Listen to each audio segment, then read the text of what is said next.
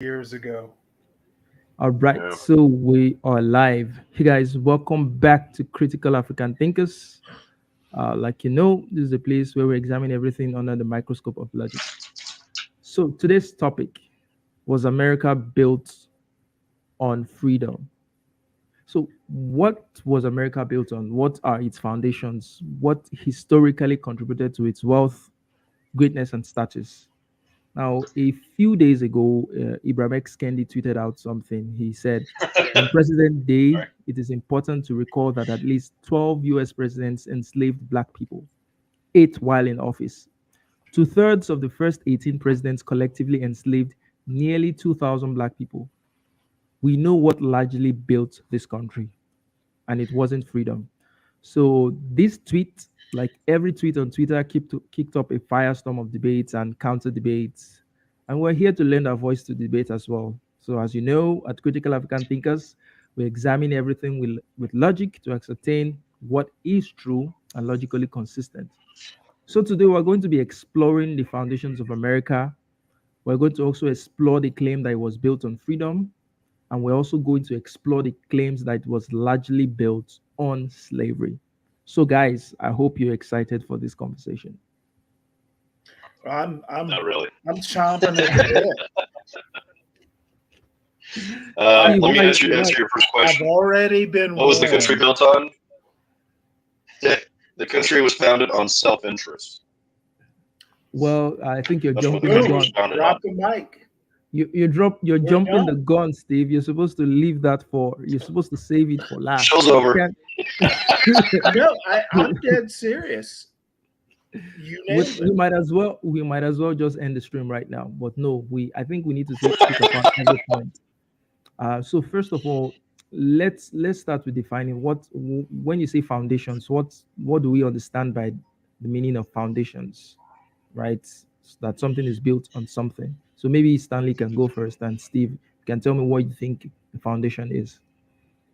Well, I, man, Steve, you go first because it doesn't matter what the foundation is. Um, I don't, everything doesn't have to be defined if it's kind of collective knowledge. Um, if there's a foundation to say a constitution or a declaration, it's John Locke. It's Enlightenment thinking. I mean, I think you could, it's John Locke. All right, Yes, John Steve. Steve's Locke, Adam better. Smith. Steve, and there's Edmund Burke in there too. There's Thomas Paine, but I would say I think Locke predated Burke, right? Yeah, by like 50 years or something. So, I want to say yes. well, I'm 50 might not be, but I'm horrible with um, dates. Locke predated Burke. And I've professed my love for Edmund Burke. He's my favorite conservative, and I'm not even sure he was a conservative, but um, reason as an enlightenment principle, reason as a guiding principle for better human beings, that's essentially the base. And then you can do Adam Smith, capitalism, Malthus. You can do that sort of stuff too, but reason and capitalism maybe are the two pillars. And I'll stop there because Steve is better at philosophy. All right, Steve, go ahead. I don't know about that. Um, so what's the? Read me back the original question since I don't have it on my screen. Okay, so my question What's is, the maybe foundation or the? we could try to define, when we say foundation, what exactly do we mean by foundation? If we say the US is founded on freedom, if we say it's founded on slavery, what are we talking about?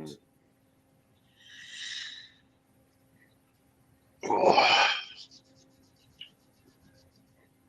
I think the most common response from most Americans, who I will put it nicely, that don't read frequently or at all, is the myth that we were created out of freedom and a desire to be free from tyrannical rule from a king and across the ocean.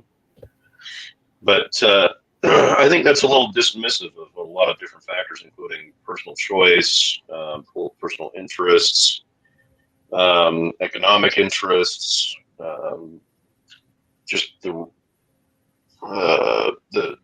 effort to get away from large swaths of just nasty people. Because I mean, when people were leaving England, it was not a very clean place. Like, people are pissing and crapping in the streets. I mean, it was common at that point in time, 1600s, 1700s, 1500s.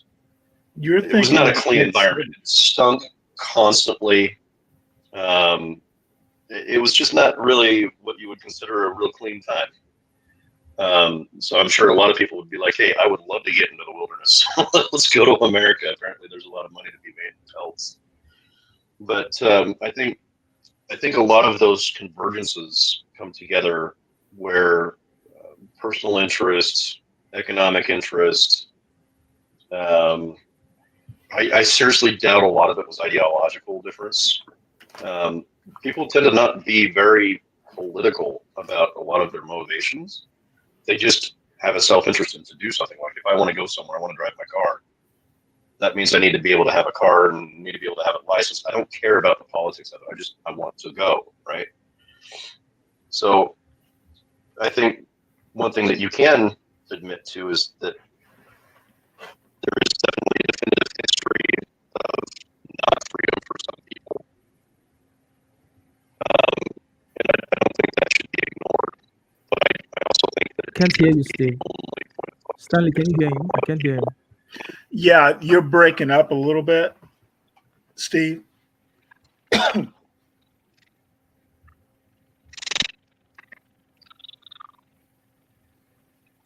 Is that better? No, it's Nope. the same.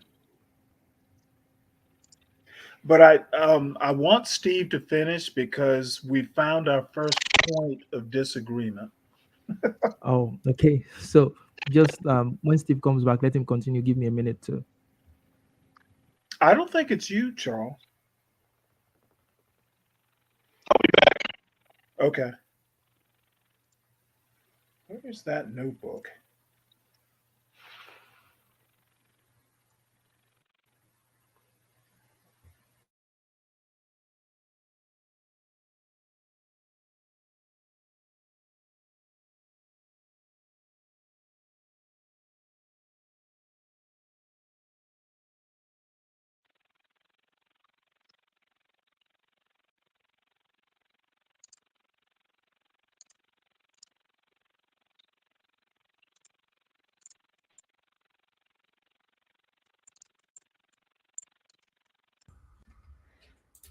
Can you hear me okay?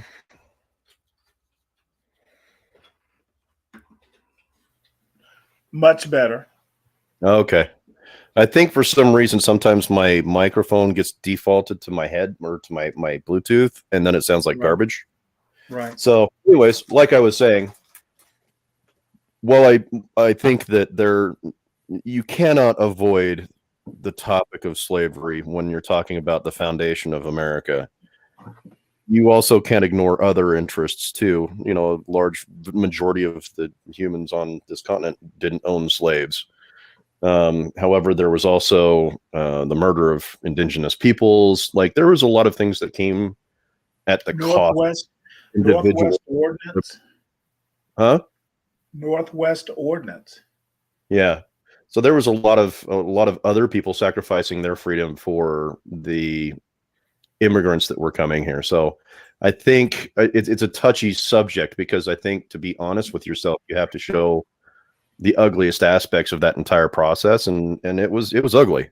Some people had freedom because of the at the expense of others, and it wasn't. I don't. It's well. Let me. I don't know what you're gonna. I don't know what you're gonna disagree with on that, Stanley. Pretty much everything. I think the basis is right. Um, there's a thing. If you go back to the Declaration of Independence, um, and I guess maybe I put it on my phone. Um, Thomas Jefferson, he was in committee writing the Declaration of Independence with Benjamin Franklin and John Adams. And Thomas Jefferson, oddly enough, tried, and I'm assuming it was a good faith effort. He tried twice in the Virginia Constitution, I think it was. He also tried to include a slavery clause. In the Declaration of Independence, in the draft, Jefferson, and I'm paraphrasing, England forced slavery upon us. He called it a scourge and all this stuff. And it was basically excised from the Declaration of Independence. And the reason I bring it up is it wasn't like dudes wanted to drive a car and be free and all that. The reason the whole topic of American independence came up is elites like John Adams and the Massachusetts crew and the Virginia crew, not so much the Georgia and the South Carolina crew. They felt like they were not being treated elite enough. They had no representation in Parliament. They basically felt like they were being treated like colonials, like slaves. And there is plenty of documentation to prove that. They felt that they were elites, and they felt like they weren't being treated like elites. Slavery, basically they felt like they were being treated like the slaves they owned, and they got tired of it. There was plenty of economic considerations, and England was like tired of dealing with, say, a George Washington, this land speculation in Ohio and all this sort of stuff, where land speculators were going west of the Alleghenies and into Ohio, basically taking land from Indians, and they were just stirring up trouble. So it was the French they were disturbing up in the Northwest. A lot of money England had to send to America to support land speculators. The American Revolution was an elite-led war. It was an elite-inspired war. And they felt... Name one that hasn't been. You know what? I don't have the documentation in front of me, but I certainly have it. I'm not making an argument in the blind. It's not opinion. There are plenty of reputable historians that I have to support the argument. It was an elite war, and it goes back to something you said about self-interest. It was elites who felt that they were not being treated as well as, say, elites in England. Right. They were mad, and you will support me on this. They had no representation in Parliament. Taxation without representation was the base of it. Well, de Tocqueville even spoke of this. Who had the money to be taxed? Right. So de Tocqueville, when he came here, he was a Frenchman. Well, after the revolution. You don't know what I'm making, Stanley. Hold on just a damn second. When de Tocqueville came here, he noticed a very distinct difference in the class of being here. So England was very class oriented, like very, very, very, very class oriented. The prestige was in the class. Whereas when he came to the United States, he noticed that it was a fundamentally different perspective here. It was more about money, where it wasn't necessarily about station. So there was well, read the damn book, Stanley. I've read de Tocqueville. Don't need to. I probably know the book. Well, then what are you shaking your head for? Like, these are his I've read words. de Tocqueville. Right. And so what are you disagreeing with? How many years after the American Revolution did de Tocqueville visit? That's fine. If you want to have that argument. We were talking about the foundation of the American Revolution. Right, and I'm getting there. Okay, de Tocqueville has nothing to offer Stanley, on what so caused please, the revolution. Let's Steve make his point. Then you can give your counterpoints afterwards. I don't even know where I was at now.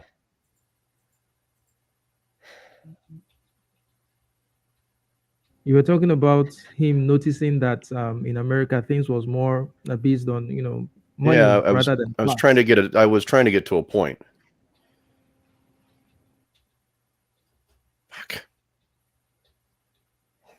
I can't remember what my point was. Something about de Tocqueville, class versus money. I was telling a story to make a point. So I was trying to go forward to show that the result of what had happened at the founding had a foundation in a very certain kind of aspect of American life from the very beginning. So the problem is that I was actually agreeing with you. I'm going to give you shit here, Stanley. If you would have listened to what I was saying, I was going to agree with you. Because de Tocqueville noticed that prestige in England came from station and it came from class. And that actually had very little to do with money. A lot of people that were in high positions of authority didn't have a lot of money. It depended on how close you were to the king, right? So if you were a regional governor, you had way more power than literally everybody else.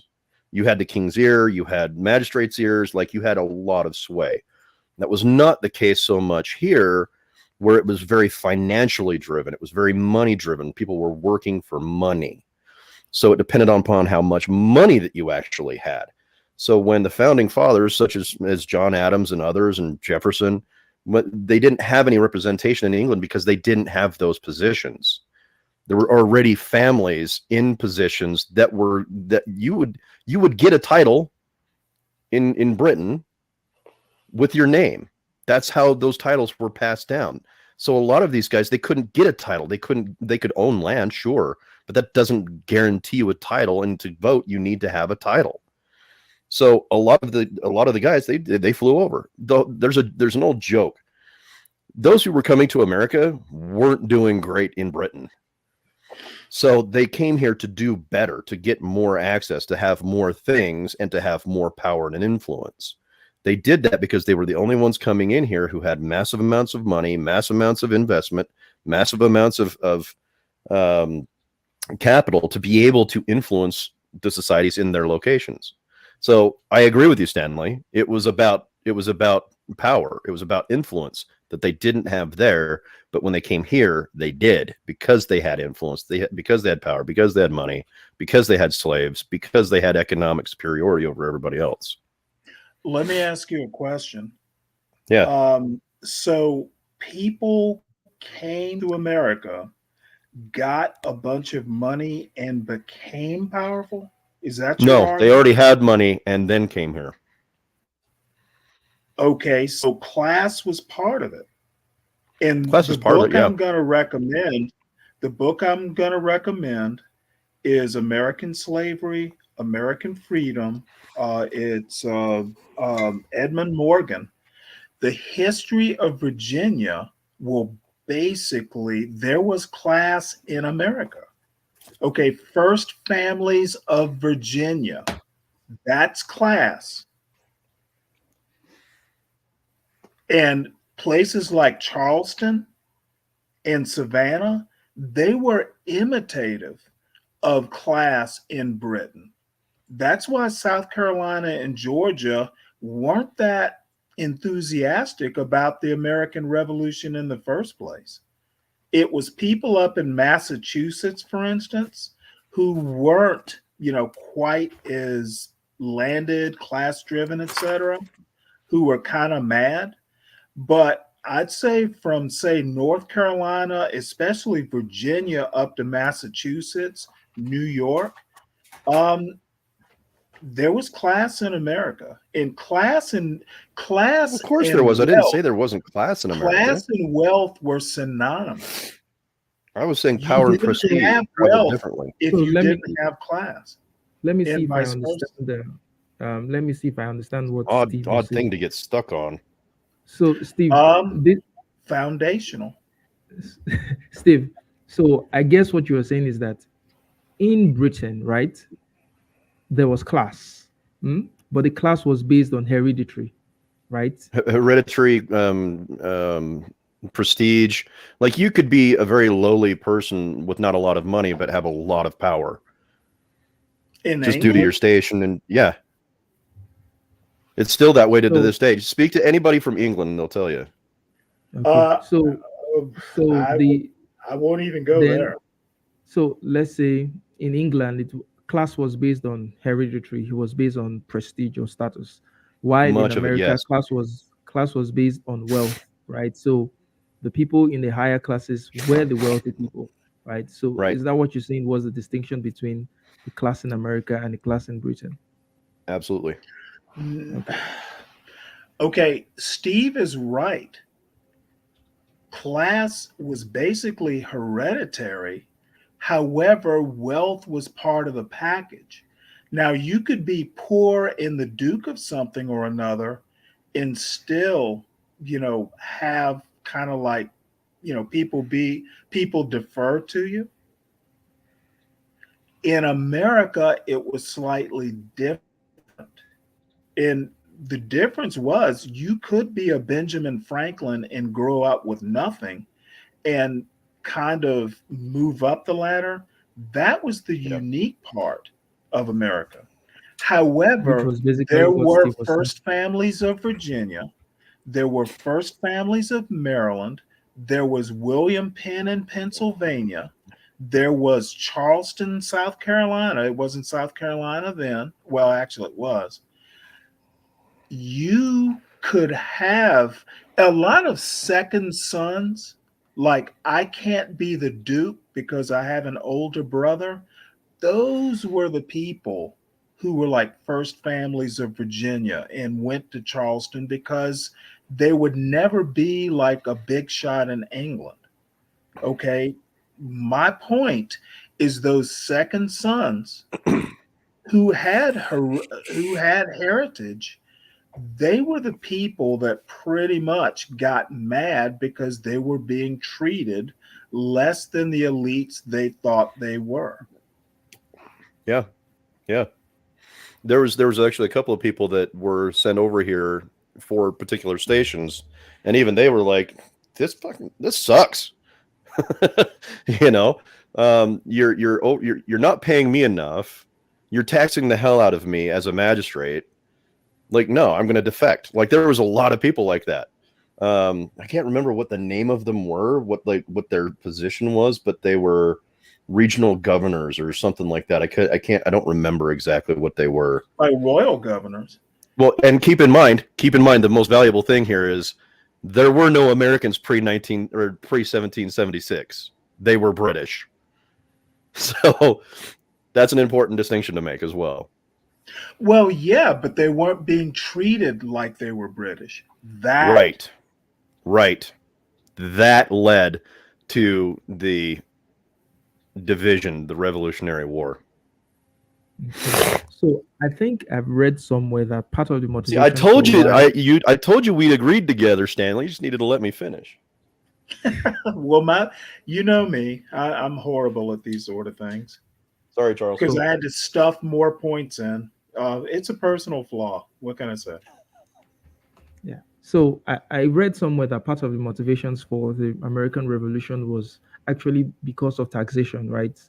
Because the elite here did not want to be paying that much taxes to Britain. So what better way than to just make a country of your own and cut off Britain and cut off the taxation and all the wealth that was being transferred to Britain from American production. How true is that? Say that again. Okay, so I said I read somewhere that part of the motivations for the American Revolution was taxes, right? That the American elite here did not want to continue paying certain taxes to Britain, right? So basically, why pay tax to Britain when you can just form your own country and keep all the wealth here instead? How Well, true is that? go ahead, Steve. I was just going to say yes, and more than that. Yes. So the crazy thing about tea is that the tax embargo that was, or the embargo that was on, not embargo, it was just tax. The tax on tea was so astronomical, and it was something that was so much a part of everybody's life. So it would be like water to us, right? Because you didn't. I'm not going to get into that, but anyways, tea was a huge part of American life at the earliest days. And I can't remember what it was, so I'm just going to throw some numbers out there and somebody can fact check it. But I think it was like the tax on tea was nearly 75% the cost of the tea itself. Like it was an absolute immense amount of taxation. But they couldn't control it because no one was representing them in Britain. So nobody was working, like everybody was just trying to make money off of the people in the New World. So yeah, that's one aspect of it. That's just the part that I always remember every time somebody starts talking about taxation. Well, there was the Stamp Act. Oh yeah, the Stamp Act. Yeah. Yeah, they were taxing like all kinds of stuff. The funny thing about the taxes is it really, like, 1776 was kind of like a boiling point. It had been building up for like 60, 70 years, maybe even 100 years. For a while, yeah. But nobody wants to go to war with Britain. Yeah, nobody wants to go to war with Britain, so they just kind of sucked it up and ate the tax. And then the other thing is, the Northwest kind of ordinance thing. England started having a problem with land speculation. Because every time, there'd be Americans go out. George Washington was a surveyor. A lot of people were surveyors. And, I can't remember the details, but for a large part of the time, you couldn't go west of the Alleghenies, which are essentially the Appalachians. But people who weren't rich or landed, people who were maybe, came here as indentured servants, they'd want to go west. We don't want to live under, the royal governor who's doing this to us. Let's go west. The thing is, as Americans or the future Americans, proto-Americans went west, they would stir up, Native Americans. And England would basically have to pay to defend these people. And to do that, they'd have to tax. So there were problems with, with land speculation. It was more than tea. And so let me get in Mark's points because he's still trying to get in, but he's been typing in the private chat. So he said, as regards what caused the revolution, when we talked about the taxes and all that, he said, but there was also a spirit of self-rule in addition to that. And he said that spirit came out from the Reformation, John Calvin writings.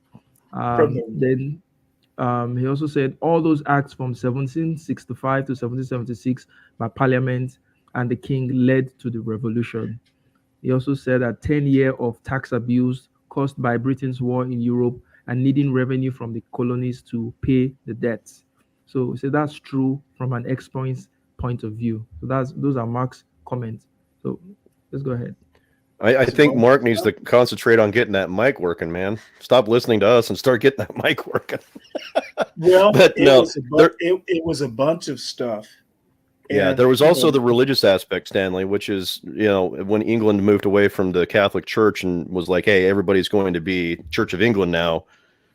I remember this history as being the Protestants were most heavily affected by that, and that's why they left, and that's why we have so many Protestant churches and Protestant religions. You're thinking of Puritans.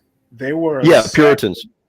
Right, they were a sect of the Protestant church because Church of England is technically it is Protestant. It is Protestant, but right. And then you go back. Yeah. You're right about the Reformation, the Civil War, the English, 1688, whatever it was. Yeah, I'm probably getting historical time markers like mixed up, but yeah, I do remember there was the religious part of it too. Right, but the thing is, you'd have to talk to me about religion playing a big part. I mean, the only people that were really getting like abused were Catholics. Yeah. But there was even sects of Protestants that didn't appreciate what was going on there. Baptists in Virginia, yep. They Anglicans, were abused. Yeah. Go on, Charles. I interrupted you again. Church I'm of sorry. England is Anglican. No, you can go ahead. I'm just trying to get Mark's Okay. up. Yeah. So the question is, was America founded on freedom? Yes, for some people. The idea of it for some people. And my argument, and maybe that's kind of where I went off track. My argument is it was for elites like Thomas Jefferson or George Washington or John Adams. I don't even know that it was for. I think of Shays' Rebellion. It really wasn't even for poor white people, working class white people. Remember, after after September 1787, there was a big push, a big campaign to get the Constitution out there and approved. And it wasn't easy to even get the Constitution through it because, people like Alexander Hamilton or, George Washington, etc., they had to have buy-in from normal working people. And it was by no means an easy thing to do. I would say, and I think I could kind of at least make some sort of argument that the American Revolution was an elite project. Economics was a driving force. Well, I think the wasn't poorest so of much freedom.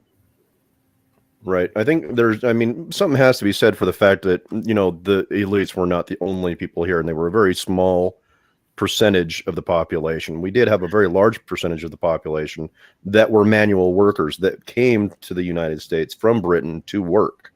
As indentured servants. Some of them, absolutely, but many of them were not. So there were free people, many free people living here, but that's not to ignore slavery and indentured servitude. My contention was not going to be my point. They were not driving the politics. The elites were. Absolutely not. Yeah. Absolutely. I completely agree with you on that. Getting that buy-in was, getting the working man's buy-in was hugely important. But I don't know. I'd have to disagree that what, the dude who was saddling the horse, what he thought was that important. Apparently, we need to get Hoopy in here. Hoopy can give us the British side of history. Let me put the link. You mean? Let me put the link in the chat. So Hoopy, please call in. So I was going to make a joke. I think there's also other aspects. The British side. There's a lot that goes into this because what people always gloss over is that there was a whole population of people, just normal, everyday living people who just wanted to be left alone, till their fields, make some cash, and just have a living, have kids, and create a new a new world here on the new, in the new world. People are governed by self-interest primarily, first and foremost. And so if you want to come somewhere and just be left alone and not be harassed all the time, America was a great place to be because there was so much land, so much undiscovered land, that you could come here and make a claim on property, and it cost very little at that time. My response is that property owners were not a huge portion of the population in 1776. That's not the argument that I'm making. I'm saying there's a whole other different argument that we have to have too, alongside the elitist argument, which I agree with you. But there were average, everyday, normal human beings that were here too. I'm not debating that they existed. I'm saying they didn't have that much of an influence. That's my argument. They were here, of course. The anti-government guy in me wants to agree with you. And for the most part, I do. But there is also the position that if the people rebel bad enough, the elites will listen because they're afraid for their own necks. Like that happened in France. Right. You know what I mean? No. The people didn't rebel. The French Revolution was totally different. Right. It was totally different. But what it was the people of France stood up against the tyranny of a king who was also not a king, but God, my history gets so shaky around this time. Louis the 14th, was it? I can't Louis the remember. 14th, yeah. Or Louis the 16th. 14th. And yeah, God, now you're messing with me. Here's the deal, though. The American Revolution was not a people's revolution like the French Revolution was. Of course not. I'm just saying, I'm not making that argument. I'm making the argument that it could have been, but ours was definitely heavily influenced by an elitist government that didn't want to pay taxes anymore. That's right. Really like if you wanted to condense this down to the shortest story, a bunch of elites, he's many of them slave owners, it was basically came here to get away with no taxes. 14th. And these rich elites wanted to make money instead of paying money, right? So they wanted to be the ones collecting tax, not the ones paying it. When you're put into that position where you're like, hey, would you rather be collecting tax or would you be the one paying it? Most people would be like, yeah, I'll be the one collecting the tax happily. I don't agree with your framing. Yeah, framing's absolutely bonkers, but you get my point. My point is the American Revolution wasn't a people's revolution. Okay, I'm fine with cutting it off on that. There were totally normal people. There were people moving west of the Appalachians. Was not a counter to that. What Steve said was not counter to that. What he was saying is that, yeah, you're saying it's not a people. It wasn't a people's revolution. It was the elites' revolution. But the elites had that thought that I'd rather be collecting the taxes than paying it to someone else, to Britain. I agree. I don't agree. Okay, so what don't you agree about? Let me see if I can clean this up a little bit. It was the rich people having to pay their money in taxes. Collecting taxes, you'd have to prove that. I don't think. No. I will admit that my wording was very, very wrong here. My point that I was trying to make, which I admit again I did poorly, was if you ask a rich dude who's paying a shit ton of taxes, would you rather pay zero taxes, or would you rather the taxes that you are going to have to pay go to a government that has your best interest in mind?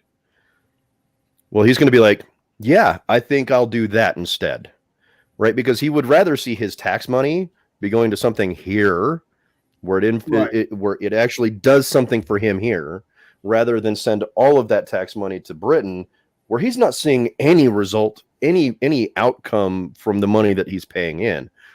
Naturally, if he's the one paying hundreds of whatever pounds in that period of time, if he's paying hundreds and thousands of pounds every year in taxes for his, for what he's exporting, but he could just as easily sell his product here have a very small sales tax or whatever. I don't understand. I don't remember what the economic system was back then, but you did have to pay some taxes occasionally.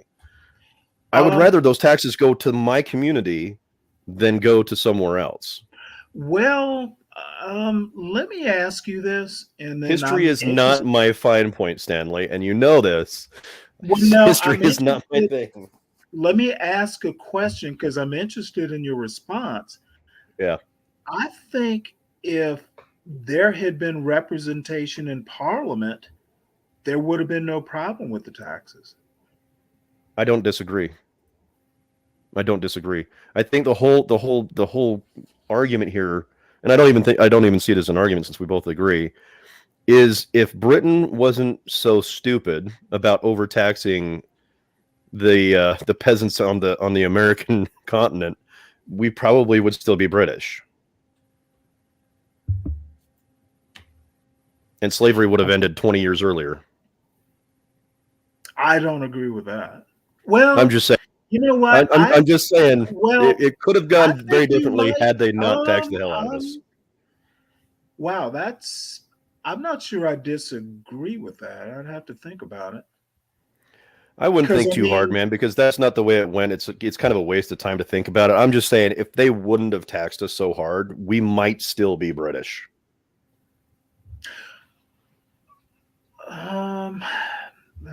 I'd have to think about that too. I think it would have just.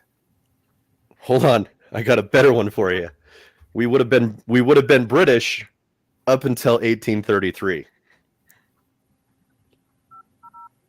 Because the Americans here, 1833 is when Britain outlawed slavery.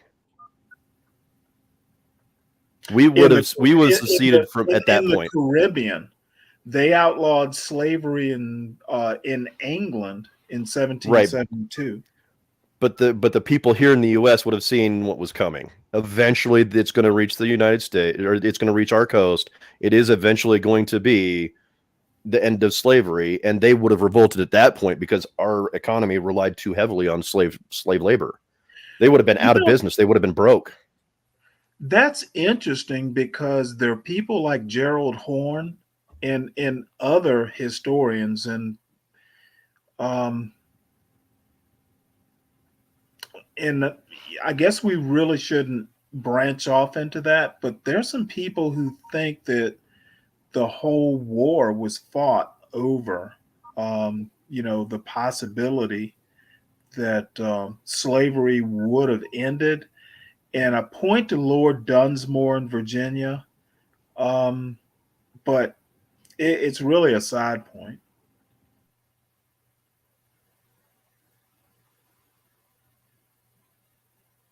How's Mark doing? I think Charles is froze. He's wondering why I'm sitting in a dark room. I don't know. Yeah. Have you seen Stanley with the lights on?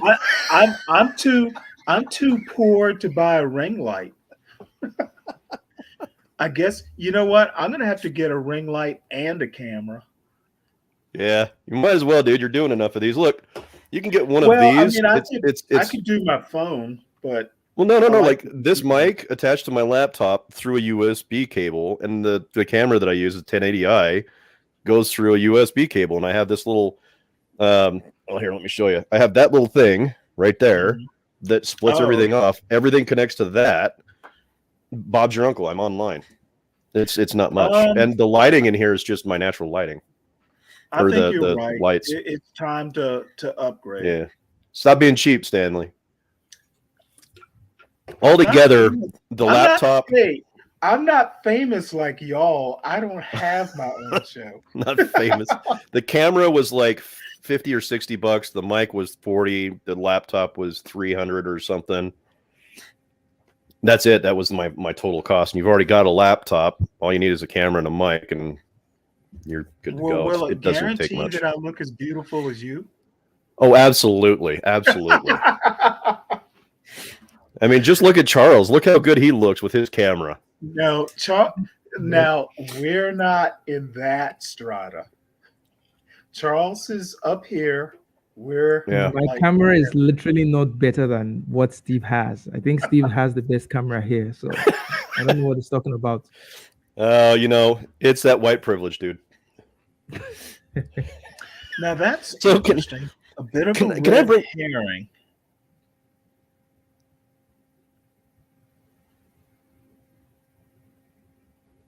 I'm not sure I Ooh. understand this point. I think Hoopy. Look, there's only so much you can convey in texts in textual format here, Hoopy. I don't know if you're So willing to get there's a on here and follow-up. speak, but There's a follow-up. He said, instead, I think that the British restrictions on trading with other rival colonial powers, the Navigation Act, was a stronger economic motivation. Okay, I see what he's Yes. saying. Yes. See, this is why it's important to have other histories present too. It makes so much more sense. But let me ask you this, Stanley, and I think I know your answer, but I don't want to assume. Let's go back to the very first of this and why this tweet by Ibram X. Kendi was basically the topic of this conversation. Why didn't he say? It's interesting that four of the first 12 presidents didn't have slaves. John Adams, John Quincy Adams, and I can't remember the other two, but the Adams didn't have slaves. How Right, or well, why did he think- not highlight that there were some people that didn't rather than the people that did? Because it's well known that slavery in Massachusetts was sparse. And if you've ever read John Adams or about John Adams, I have not. that just wasn't their thing. They didn't Right. own slaves. I think I have. They didn't I own think I slaves have an answer because to that they question, thought it Steve. was immoral. I think I Yeah. have an answer to that question, Steve. So, I think what he was trying to highlight was he was trying to somehow counter a meta narrative with another meta narrative. So there's this narrative that America was built on freedom, right? That you can say that sits on the right. So he's trying to counter that by saying, well, we actually know what built America when 8 of the first 12 presidents had slaves, were literal slave holders. Then it wasn't freedom that built America, right? It was slavery. Now, those are two competing meta narratives. What And I think you know we should what? do is to break it down and sparse it. Why? Is any of these claims true? Is America being built on freedom? Is it a myth? And is America being built? To what extent did slavery actually contribute to the building of Okay, America? well, I think how that's can where we you- should parse it. How can you say America was built on freedom when slavery was legal?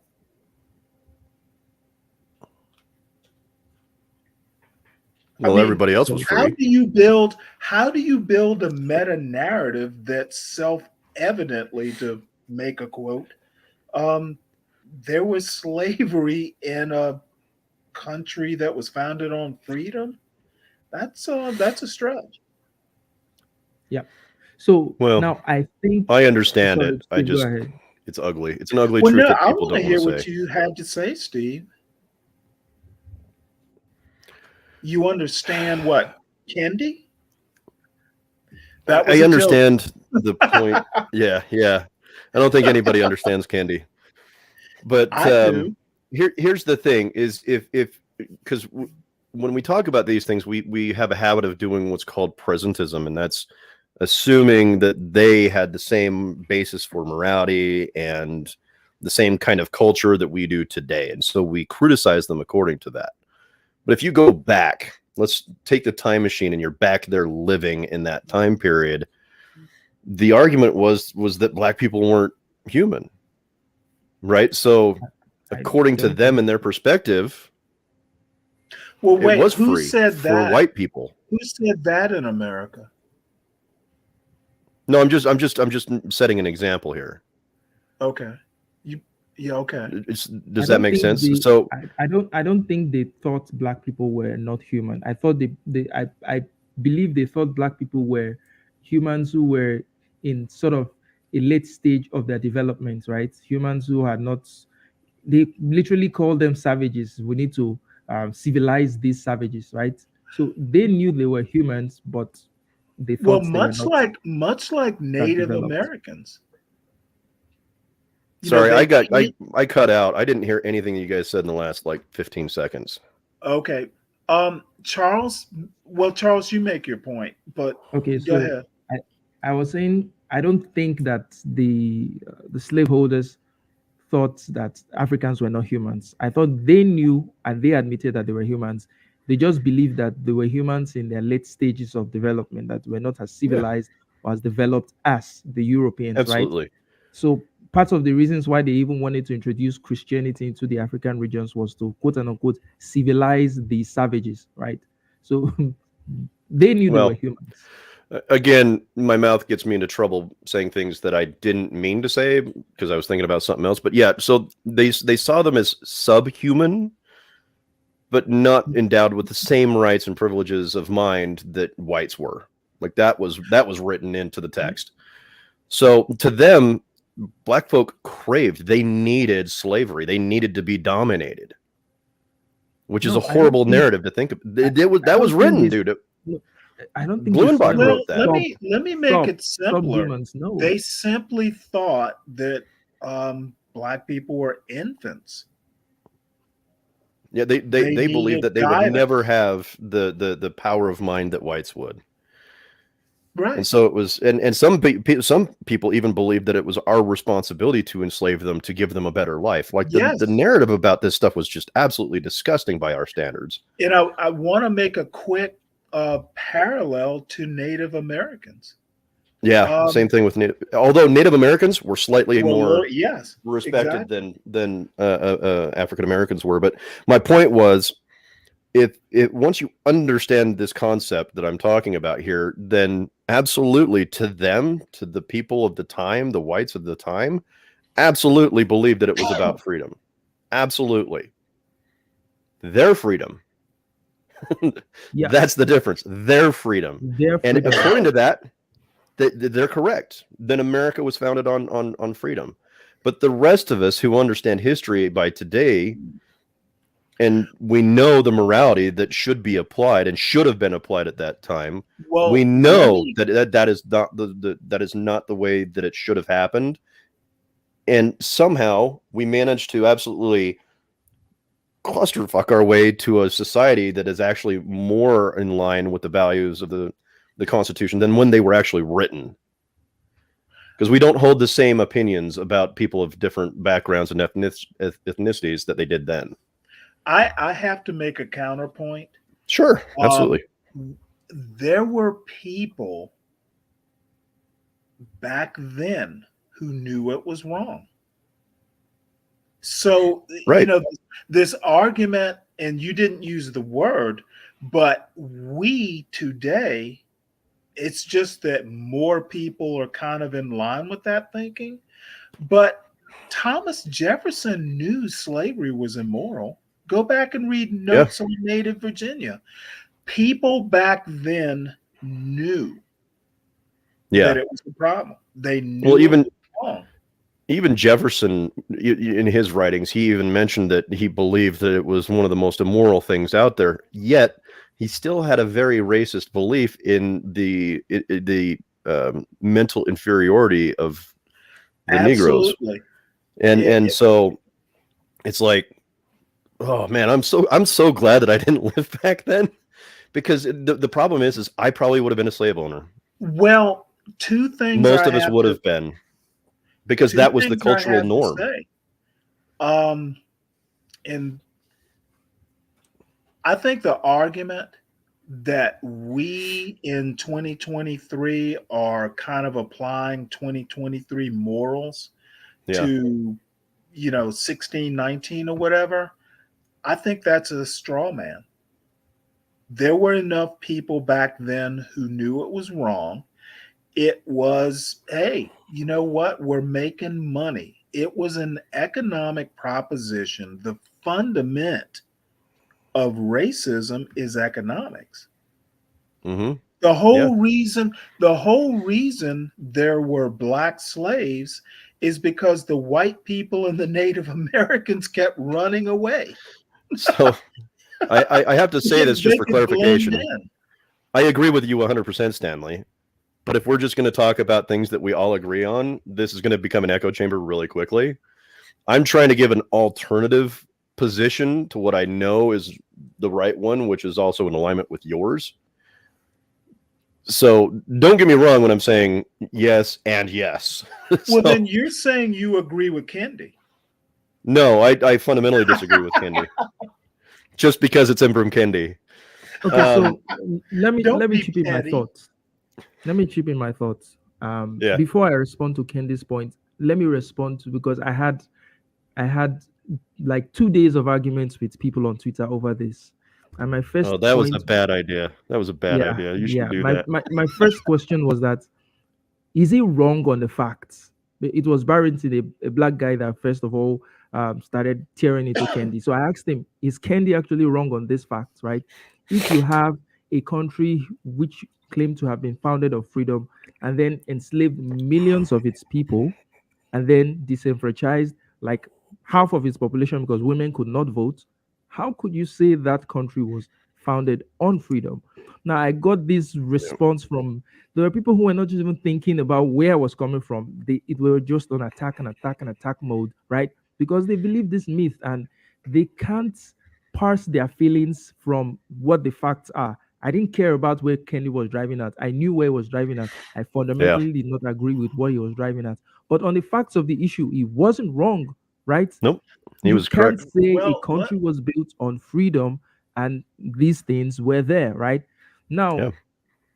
they did not want to see it that way. Everybody was just piling on him. He has an agenda. Fine. But I'm asking you, was he wrong on the facts?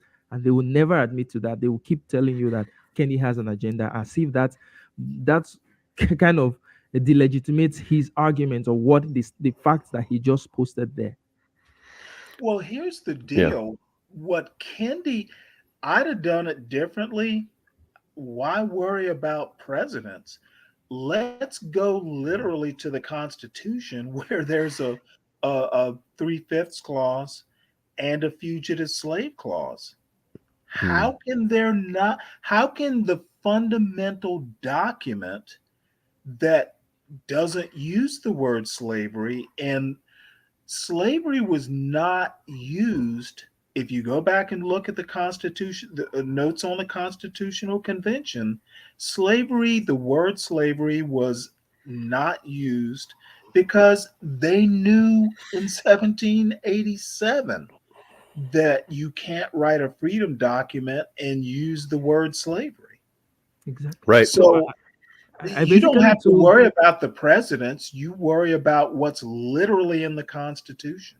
So I basically told one of them that it means that America ignored its constitution by having slavery, because if your constitution was about freedom, you basically ignored your constitution by having slavery.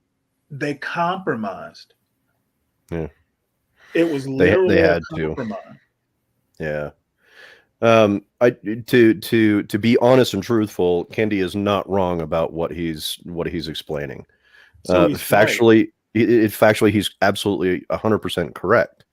And I've made that same exact argument here multiple times, where I believe that the biggest stain on our country's history is slavery, because it was in direct violation of the Constitution that they claim to love so much. Right? This is a foundational principle of the conversation when we're talking about freedom in the United States. Like it's just a piss poor view of history to say that the United States was founded on freedom when you had such a large majority of slaves here in the United States and indentured servitude. And then to boot, well, the 13th Amendment comes along. It pre-existed the Right. Constitution. Yeah, but it was still there after the Constitution. That's what Steve was driving at. And the 13th No, Amendment, not indentured servitude, was it? absolutely, even after the 13th Amendment. It's called Oh, prison. you're talking about prisons?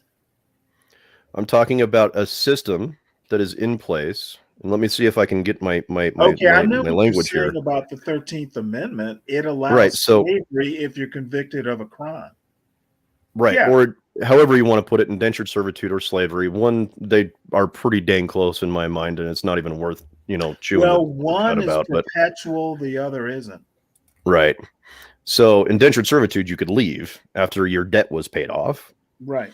But there were people that would continue to keep you in debt because there was punishments for not doing the thing that you were supposed to be Right. doing. So they would just perpetually keep you in indentured servitude.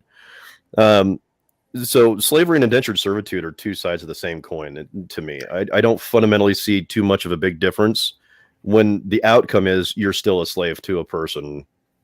There's not a whole lot of difference. Now, there are differences in what an enslaved person could do and what a non-enslaved indentured servitude could do. But my point here is not getting into the weeds of this. My point is that you fundamentally can't have a foundational principle such as freedom when such a large amount or an entire class of people are being held here without their will, being brought here without their will, being bred without their will, and never being freed, being beaten, being abused, being raped, being subjugated, being oppressed. You can't tell me that the country was built on freedom when you have those things going on so heavily. The reason why Ibram Kendi's comment sparked so much outrage is because there's a whole swath of individuals here, both Democrats and Republicans, left and right, that don't want to acknowledge that simple fact because it hurts their whiteness. Right. But let me add one quick I point. basically told one guy. It wasn't. Let me add one guy that one point about slavery. Families were broken up permanently, and it was permanent damage. Yeah. What were you saying, Charles? Yeah. So I told one of the guys I was arguing with, I told him that, look, if I were you as a white guy, I would just say, you know what my ancestors did was terrible. It was a terrible thing, but it has nothing to do with me. So let's move on. But the fact that you keep trying to justify what your ancestors did just exposes your white fragility. I mean, I think Robin DiAngelo was kind of right in that. If there's anything he got right, holy shit. This podcast has gone way left. This is well, here's the real problem with that argument. Who's trying to blame individuals in 2023?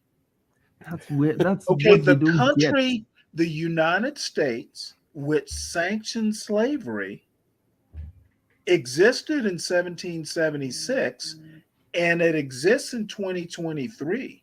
We're not talking individuals. We're talking a country. We're talking a constitution. People don't know how to think. That's a problem. People don't, and this is part of the problem I have with the conservative argument against reparations, of saying, well, I didn't own slaves, why am I going to be paying reparations? Well, no one is actually asking you as a white guy to pay reparations, right? They do know that no one is asking them. What they're asking is the United States government, which existed then and still exists now, right? Slavery was sort of a government sanctioned institution, and the government is unbroken. It's still what you have now. So technically, no one is even asking, Steve, you're a white guy, so you have to pay me reparations, right? This is independent of whether or not I think reparations is needed.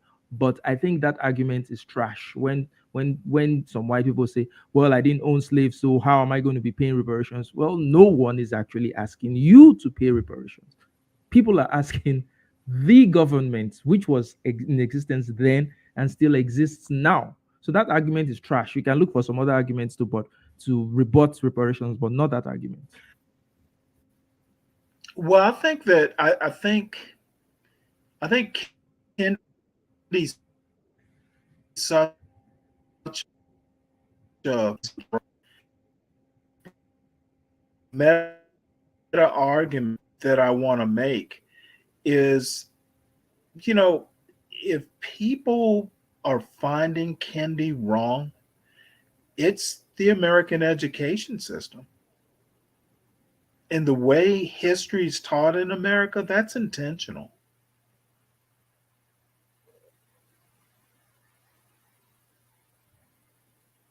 So the question itself, maybe we should answer the question at this point in time, which Steve gave in the beginning. What was America actually founded on? Self-interest is my answer. In fact, I told him, I said, America was much more founded on greed than freedom, than anything else. Yep, it's literally self-interest. People wanted to make money by whatever means possible, right? And somehow, in a twisted way, that self-interest still drives America Well, today. With the let's dress it up a little bit. It was founded on capitalism. Sounds better than greed. Yeah, but at that point in time, it wasn't really capitalism. It was something else. I can't Oh, remember there what it were was called. markets. There were markets. Yeah, you can have a market and still not be capitalist in nature. I can't remember what the name of it was, though. Damn it. I think that it was capitalism. and And then I understand where you would go with this. It would be almost like a de Tocqueville. And who's the other dude who did a tour of the South? I can't think of his name. He was a Northerner. The dude who Olmsted. He oddly enough designed Central Park.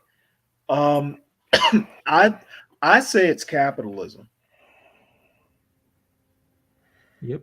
And It was the same capitalism still, the same greed somehow still drives the machine in a way. Because if you want to look at the American goods that are made in some parts of Asia, the shops in Vietnam and Malaysia, the mines in Africa, in the Congo, where people are literally slaves mining these things with the conflict and all that. Many of those things still drive American economy and still drive Western economy today. So it seems as if the exploitation was shifted from, it was just outsourced to other parts of the world, but somehow the exploitation still continues in a way.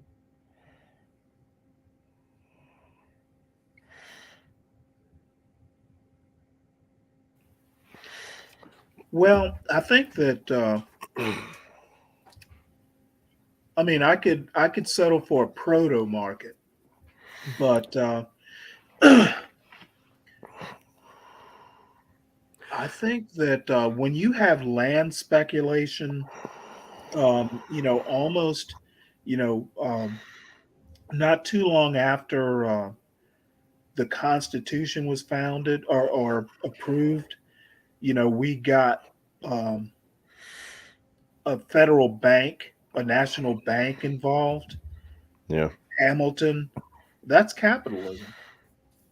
It was free enterprise colonialism, Uh, which is okay. proto-capitalist. Yeah.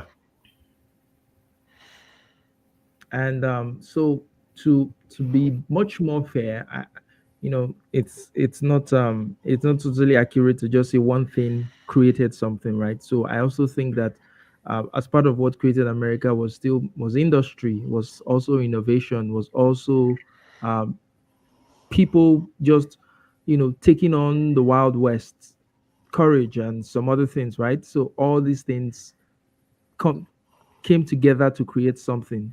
I mean, it's not literally possible for one thing to cause a thing. So the dangers of a single cause narrative, which is going to be the title of my next article. I Well, usually don't like single who cause narratives. had So the courage? who had the courage? Americans had the courage. Those that came to America had the courage to brave a new world, to fight the Well, wilderness, to grab the land from the hostile Indians. It was all yeah, courage too.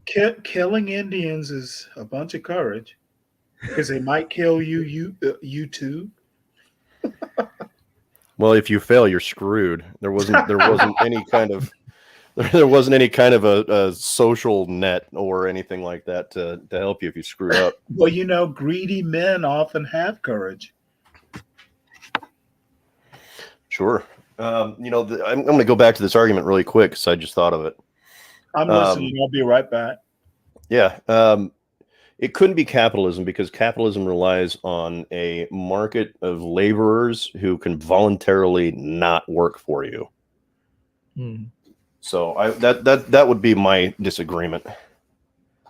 Mm. Oh, Hoopy said what I just said. Okay. Yep.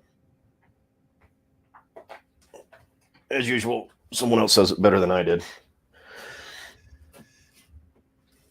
Oh. But yeah, I mean, it's a very beautiful and romantic ideal to live up to say that, you know, the United States was founded on freedom, but I think it's a vague and dishonest Yep. pipe dream to think that that's actually what happened. Yep. And I agree. Partially, it's due to the lack of a good education system here that is truthful about our history, about our origins. Or it might just be mythologizing American history. Yeah, they're mythologizing it. Yeah, absolutely. But the other problem is that we don't impassion and embolden people to read. And most Americans don't read. Most Americans read less than one book a year. Now, I'm going to put on a good substantial bet that is probably not going to be a history book. It's probably going to be a fantasy novel. It's probably going to be something else other than an ugly history that they don't want to see. And graphic novel. Graphic I never novels. understand why people don't like history. History is so interesting, and then reading history is really fun. My thing is Russian history. American history, I haven't really gotten a whole lot into, but Russian history fascinates me. But even then, I suck at Russian history. So I think wow, that's a different topic. I don't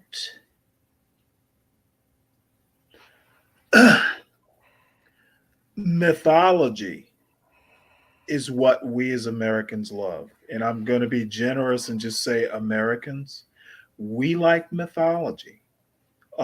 History is not mythology. You know, that George Washington was honest and swore, you know, or admitted he chopped down a cherry tree. That's history to too many Americans. Yeah. Well, you can mythologize history. Well, there's revisionist history. I mean, I don't think mythology is history, though. Yeah, my thing is like the right revisions or the right commits revisionist history just as much as the left does.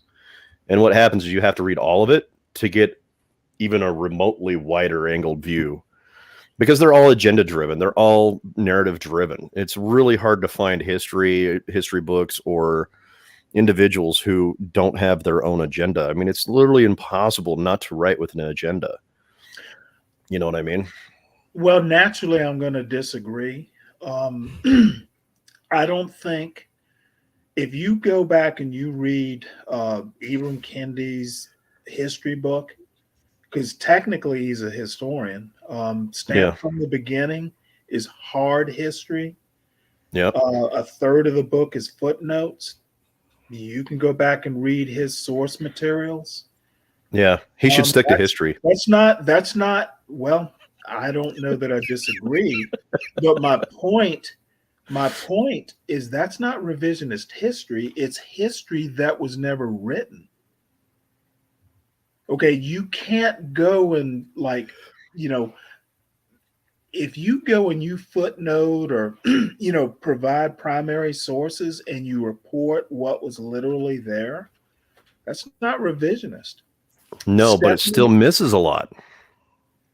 Oh, well, you can't get everything in a 700-page book. That's my point. That is exactly my point. That's why there are a ton of history books. I know, and that's my point, is people don't want to do that work. Not even me, Stanley, and I like to read. I don't want to do that. I want to read stuff that interests me, you know what I mean? And so history... I'm part of the problem too, but it's like people just open a book from time to time, and it would change your life. Let me bring up something, though. Stephanie Jones, she's a history professor at Berkeley. She wrote a book probably 3 or 4 years ago called They Were Her Property. which Mhm. basically documents in the premise of the book is, white women in the South specifically were slave owners. They were as they did legal transactions, they attended slave markets, they traded slaves. The myth, basically her thing is, go ahead. Thomas Jefferson owned no slaves. He what?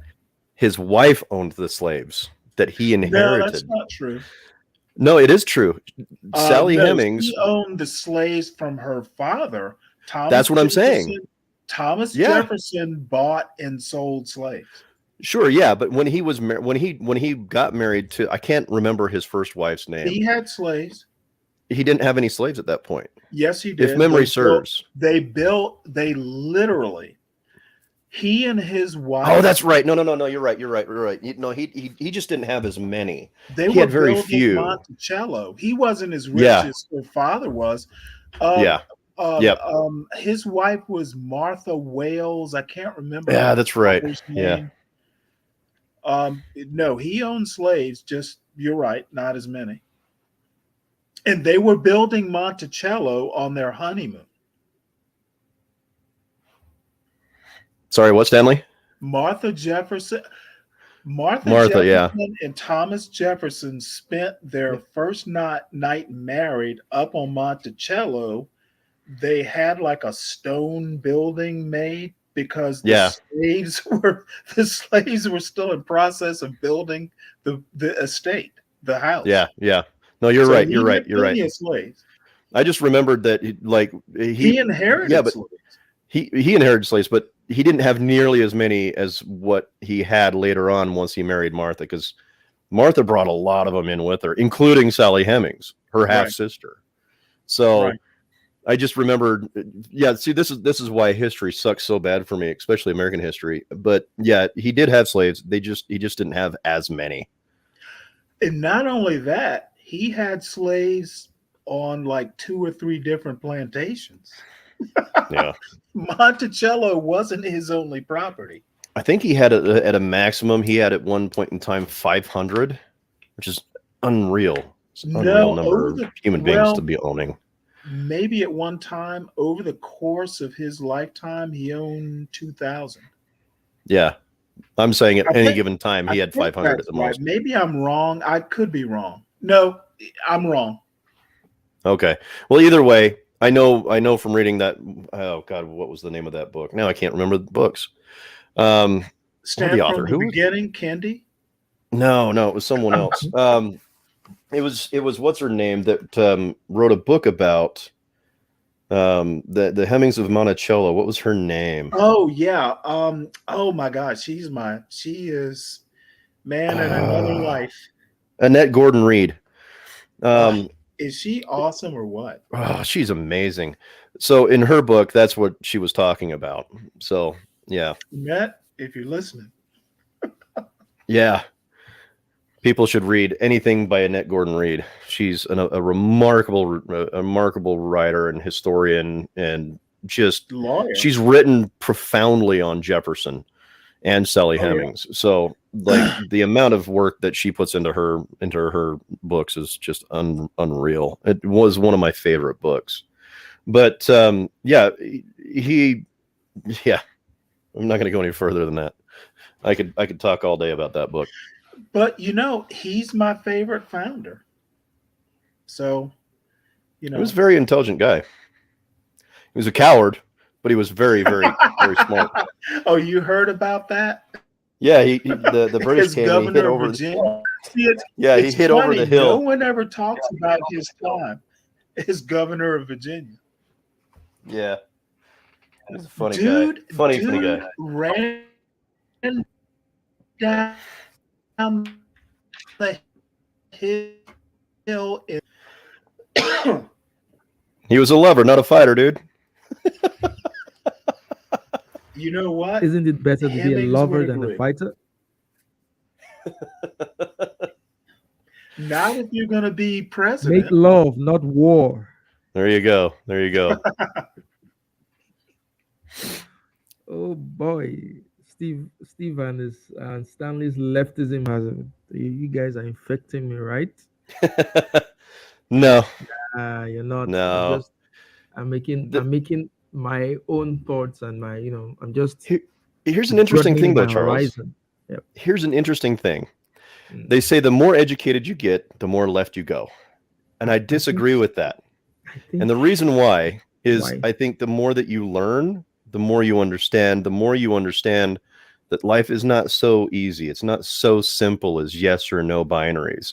You start to learn the intricacies and the nuances of history, of life, of economics, and you tend to disagree more with people who know less.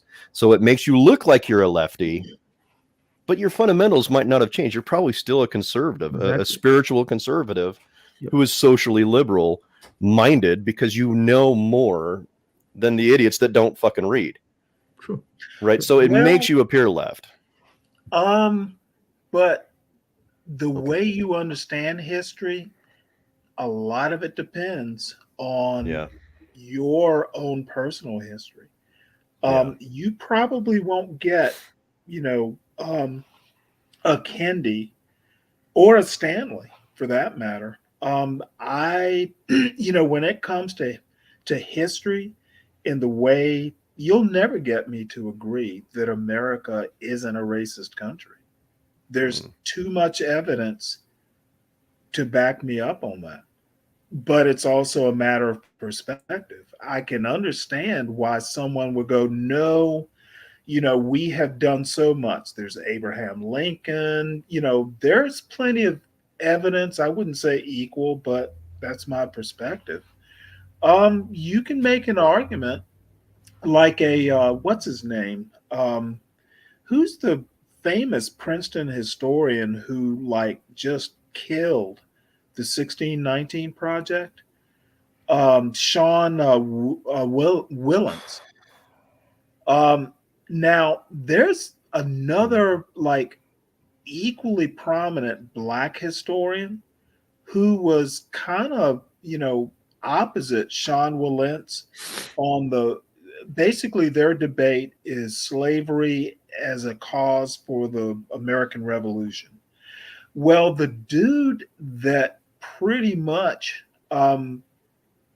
who thinks that way, he's written like 40 books. He's a Columbia trained lawyer, a Princeton PhD in history, and a Berkeley undergraduate. He's just as Wow. prominent as Sean Willens, but he doesn't get as much press, at least in the mainstream media. But he's like Sean. Slavery was actually, and I kind of disagree. I think that slavery in Georgia and South Carolina specifically was why they got into the American Revolution or backed it. In Massachusetts, slavery wasn't a problem because if there was slavery at all, it was hardly any. So, I think that argument, it's kind of a partial. North Carolina and below, they didn't want to, at first get into, join Massachusetts and New York and Virginia in the American Revolution because they wanted to be like England. Charleston was like mini England. It was class, it was property, it was family. Charleston was, it's still like England. Well, yeah, there's places on the East Coast that still use the term, and I think in the South, I think Louisiana is one of the places where they still use the word constable to talk to a police officer. But I fundamentally disagree with you that America is a racist country, because that you're going to have to go a deep way, like a long way to make that statement. Well, I don't follow it, did but America compromise on African slavery? This is a compositional problem that does not follow with logic. So That's- when we No, say there's no. I've got- I don't Stanley. have to depend on logic. I have to depend on a simple fact. Well, no, logic and facts can Was work in conjunction with slavery each in other. America based on race? That was not what you said. But I've Yeah, you actually said got to go. America is a racist. I'll bet you do. No, I've got to go to a family dinner. Right. I think Okay, so this I- is a topic that we should broach another time, though, because I think this would be a really fascinating conversation to get into. But So I think this would be a good place to end the stream. But before we end the stream, I wanted to respond to Arnold's points. I think he makes great points here when he said because it was talking about reparations because I ain't super political, but the main issue is Republicans don't want to admit the damage slavery caused, and it seems the Democrats don't actually care but pounder for votes. And I think I agree with what Arnold is saying here. I think Republicans get too in their feelings when things like slavery or reparations are talked about. They don't want to actually listen to what the other side is saying. They are dismissive, right? So that I think is what the problem is, right? So even if you don't agree with reparations, right, listen to the argument and don't strawman the argument, don't misrepresent it, which I think is done a lot of the I- time. Therefore, the have- Democrats, let me finish, Stanley. All For the right. Democrats, I think the Democrats they're just trash because they make these promises. They know they're never going to go through with it. They know for a fact that they're never going to do anything about it. I mean, just look at how much has gone to Ukraine, right? It was like this. It didn't take them to keep pumping money to Ukraine, right? But they keep debating this issue over and over and over and over again. So if you really wanted to do something about it, they would have done it by now. So they're just using it to Yep. string African Americans along. And I think that's a very trashy, shitty thing to do. I got a whole diatribe on that one right there. But I really do got to go, guys. I love you guys. I hope to see you again sometime soon. Yeah, right. so catch you in I another want to stream. make So Stanley, one point though. Democrats Before are I go just- or after? Well, just I'm not. I think Democrats are just as racist as Republicans. I agree. I got to go. All right.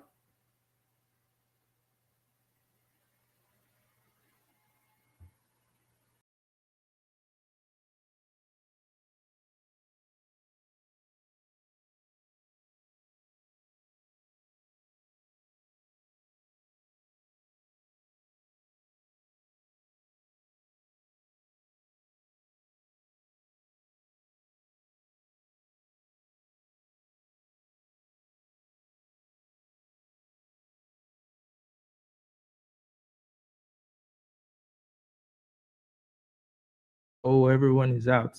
All right, guys, thanks very much for coming to the stream today. Nice talking to you guys, and I'll catch you guys in another live stream. So it's bye for now.